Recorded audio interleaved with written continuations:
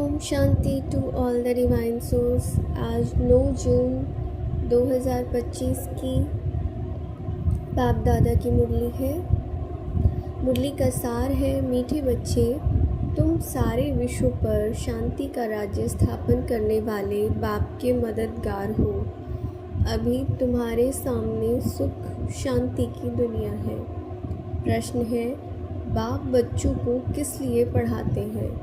पढ़ाई का सार क्या है? उत्तर दिया बाबा ने, बाप अपने बच्चों को स्वर्ग का प्रिंस, विश्व का मालिक बनाने के लिए पढ़ाते हैं। बाप कहते हैं, बच्चे, पढ़ाई का सार है दुनिया की सब बातों को छोड़ दो।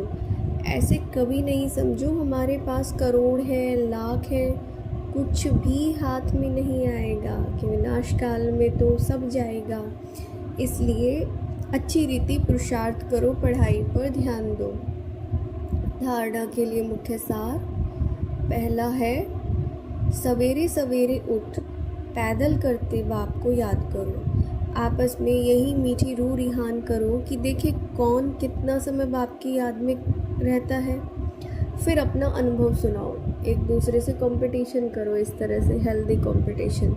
सेकंड है, बाप को पहचान लिया तो फिर कोई बहाना नहीं देना है, पढ़ाई में लग जाना है। मुरली कभी मिस नहीं करनी है, क्योंकि ये पढ़ाई ही एक तरीके से ब्राह्मण जीवन का श्वास है। अगर तुम पढ़ाई पढ़ते रहोगे तो ज़िंदा रहोगे, ये कहा जाता है कि मुरली पढ़ते रहोगे तो ज़िंदा रहोगे इस ब्राह्मण जीवन में, नहीं तो फिर तुम जानो। आज का वरदान सभी महसूस करेंगे, सर्वशक्तिवान हजार भुजाओं सहित मुझ आत्मा को ये वरदान दे रहा है। उसका वरदानी हाथ मेरे सिर पर है। सर्व के गुण देखते हुए स्वयं में बाप के गुणों को धारण करने वाले गुण मूर्त भव।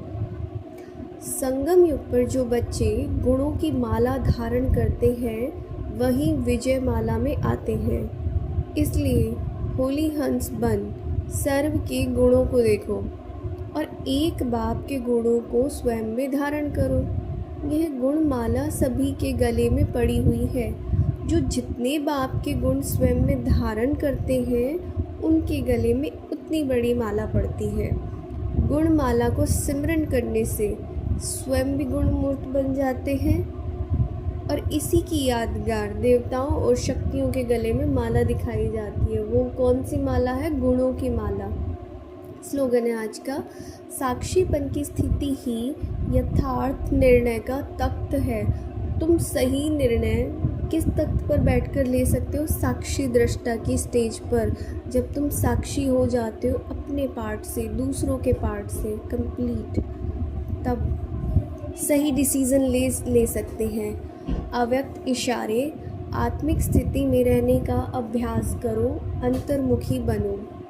अंतर्मुखी होकर कार्य करने से विघ्नों से, व्यर्थ संकल्पों से बच जाएंगे और समय भी बहुत बच जाएगा।